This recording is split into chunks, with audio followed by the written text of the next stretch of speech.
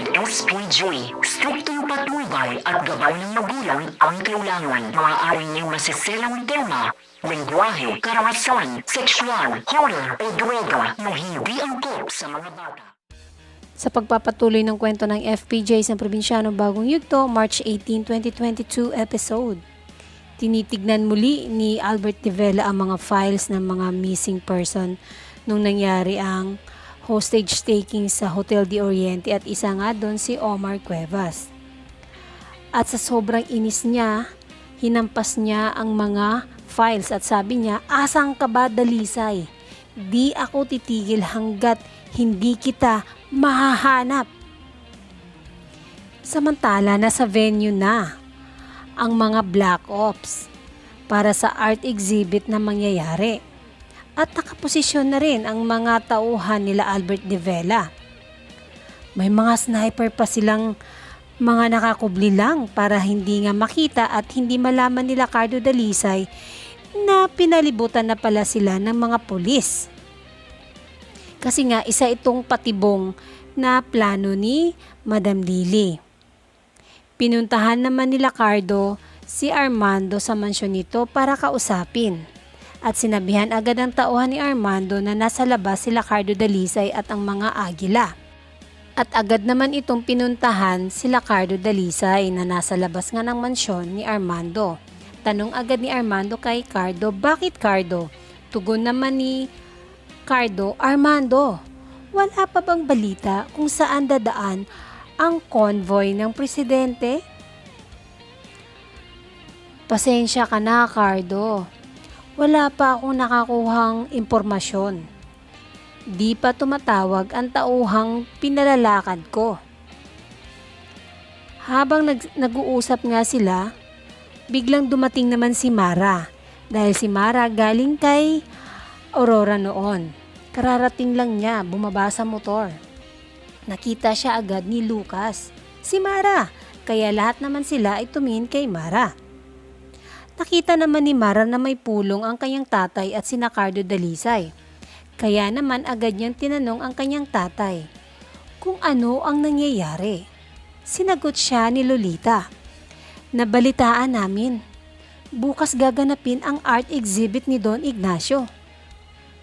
Dadating si Lily Hidalgo kasama ang presidente." Sumagot si Mara kay Lolita. Sabi niya, nakatingin siya sa lahat, "Matagal na nating hinihintay tong pagkakataon na to. Magsama-sama lahat ng tao na may atraso sa atin." Nagsalita si Cardo, "Kaya kinakailangan nating kumilos. Baka maubusan na tayo ng oras. Aalis kami ngayon, pupuntahan namin kung saan magaganap ang exhibit bukas." Nagsalita si Lolita. Sabi niya kay Cardo, "Sa Hotel de Guillermo, Cardo. Doon magkikita sina Don Ignacio at si Presidente." Nagsalita din si Armando, "Cardo, mas mabuti pang sasamahan namin kayo." Sasamahan namin kayo. Samantala, kausap naman nila Albert de Vela ang major ng Northern Police at mga tauhan pa nito. At sinabi nga nila ang plano na wala ng checkpoints. At ito ay utos ng Presidente Oscar Hidalgo. Ngunit hindi naniniwala ang major ng Northern Police dahil malalagay daw sa alanganin ang administrasyon ng presidente.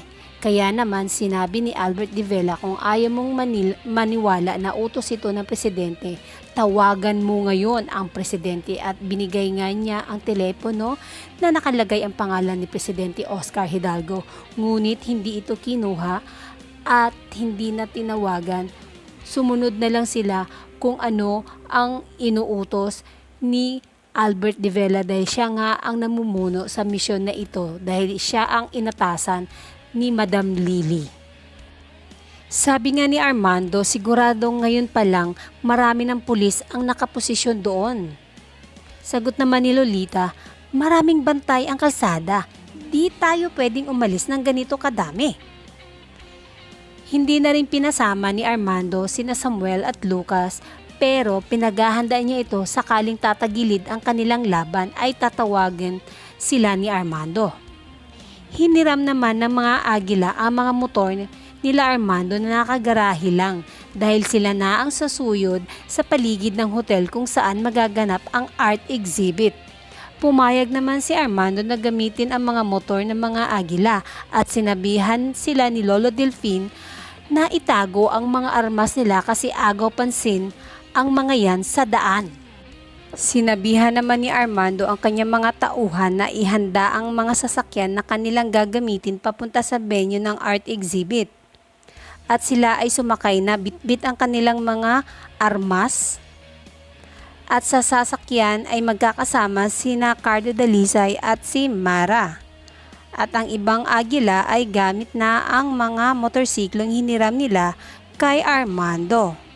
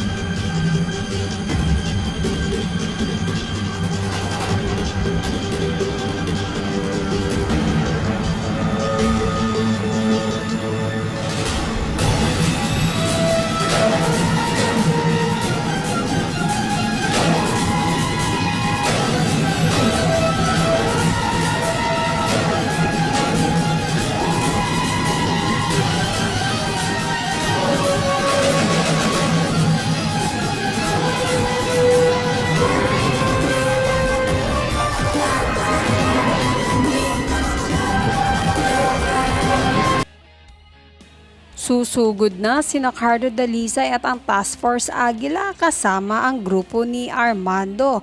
Wala silang kaalam-alam na pinaghandaan din sila ng mga black ops at maraming nakakubling mga sniper at mga pulis sa daan. Magtatagumpay kaya sila sa pagdakip kay Presidente Oscar Hidalgo or magtatagumpay sina Albert de Vela sa pagpatay kay Cardo Dalisay? At yan ang pakaabangan natin sa susunod na episode ngayong March 21, 2022. At huwag kayong bumitiw sa gumagandang kwento ng FPJs, ang probinsyano bagong yugto. Thank you for watching. Bye!